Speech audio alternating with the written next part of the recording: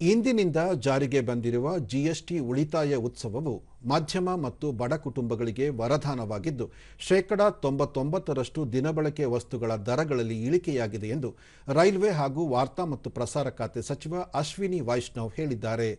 ದೂರದರ್ಶನದೊಂದಿಗೆ ಅವರು ಪ್ರಧಾನಿ ನರೇಂದ್ರ ಮೋದಿ ಜಿಎಸ್ಟಿ ಸುಧಾರಣೆಯನ್ನು ಜಾರಿಗೆ ತರುವ ಮೂಲಕ ಐತಿಹಾಸಿಕ ನಿರ್ಧಾರ ಕೈಗೊಂಡಿದ್ದಾರೆ.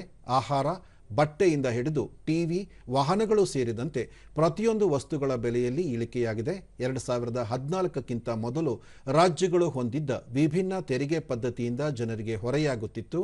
ಜಿಎಸ್ಟಿಯಲ್ಲಿ ತರಲಾದ ಹೊಸ ಬದಲಾವಣೆಗಳಿಂದ ತೆರಿಗೆ ಪದ್ಧತಿಯಲ್ಲಿ ಮತ್ತಷ್ಟು ಸುಧಾರಣೆ ಸಾಧ್ಯವಾಗಿದ್ದು, ಪ್ರತಿ ನಾಗರಿಕರಿಗೆ ಲಾಭವಾಗಲಿದೆ ಎಂದರು.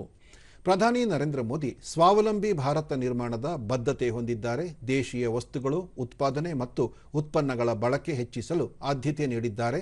ದೇಶದ ರಕ್ಷಣಾ ವಲಯದಲ್ಲಿ ಉತ್ಪಾದನೆ ಗಣನೀಯವಾಗಿ ಹೆಚ್ಚಾಗಿದ್ದು, ರಕ್ಷಣಾ ಸಲಕರಣೆಗಳ ರಫ್ತಿನಲ್ಲಿ ಭಾರತ ಸ್ಥಾನ ಪಡೆದುಕೊಂಡಿದೆ ಎಂದು ತಿಳಿಸಿದರು.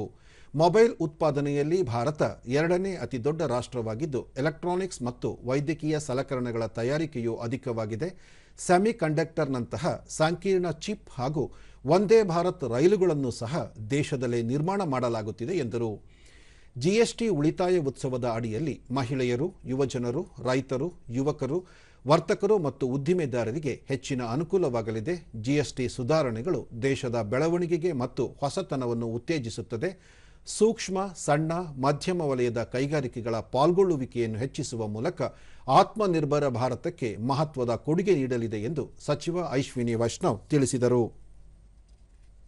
जो सारी दुनिया ने जिसको एक्नॉलेज किया वैसा सुधार लेके आए और अभी जो हाल में फैसला लिया है जीएसटी की रेट्स को मर्ज करना, जीएसटी की रेट्स को कम करना, दरों को कम करना, टैक्स में बड़ी बचत लाना, हर नागरिक के जीवन में बड़ी बचत लाना, ये एक ऐतिहासिक फैसला है।